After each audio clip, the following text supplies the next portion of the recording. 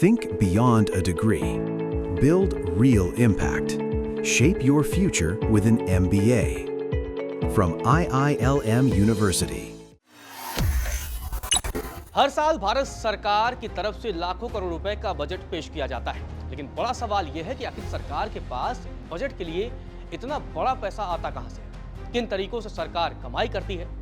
और ये सवाल अपने आप में बहुत अहम हो जाता है। चलिए विस्तार से आपको बताता हूं, लेकिन उससे पहले लोगों का मानना यह होता है कि सरकार के पास बजट का एक बहुत बड़ा पैसा टैक्स के जरिए आता है, लेकिन इसमें पूरी सच्चाई नहीं है। दरअसल सरकार अपने बजट के लिए उधार भी लेती है। सरकारी कमाई का कुल 24% कर्ज और देनदारी से जुटाया जाता है। इसके बाद टैक्स का नंबर आता है और इन्हीं पैसों को बजट के दरमियान पेश किया जाता है और उसके बाद अलग अलग सेक्टर में खर्च किया जाता है। अब सरकार की कमाई कहां से होती है वो आपको बताते हैं। 24% कमाई जो होती है वो बाजार से कर्ज लेकर होती है। 22% हिस्सा इनकम टैक्स के जरिए आता है। 18% सरकार की कमाई जीएसटी के जरिए होती है। 17% कमाई कॉर्पोरेशन टैक्स के जरिए होती है। 9% कमाई कस्टम्स एंड एक्साइज ड्यूटी के जरिए होती है। 9% कमाई नॉन टैक्स रिसिट्स के जरिए होती है। 1% कमाई नॉन डेट कैपिटल के कैपिटल रिसिट्स के जरिए होती है।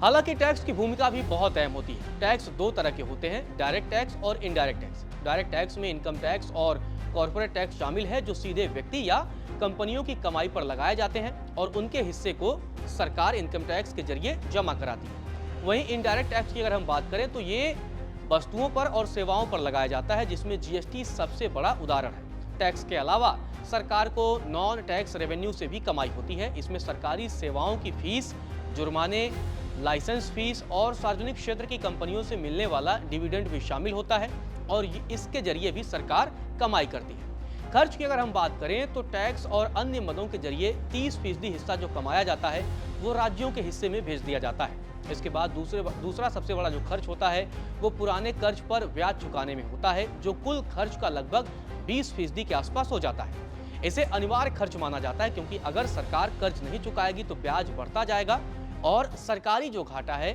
जो वित्तीय घाटा है, वो बढ़ता जाएगा, जिसे सरकार चाहकर भी कम नहीं कर सकती है और इसीलिए इस मद में चुकाया जाता है। सरकारी कमाई की अगर हम बात करें तो 16% हिस्सा केंद्र सरकार अपनी योजनाओं पर भी ये खर्च करती है। इसमें सब्सिडी और रक्षा शामिल नहीं है। मतलब ये जो हिस्सा है इसका उद्देश्य डेवलपमेंट है, इंफ्रास्ट्रक्चर है और वेलफेयर स्कीम में से खर्च किया जाता है। सब्सिडी की अगर हम बात करें तो कमाई का 6% हिस्सा सब्सिडी पर खर्च किया जाता है। इसके अलावा 4% हिस्सा पेंशन पर भी सरकार की तरफ से खर्च किया जाता है।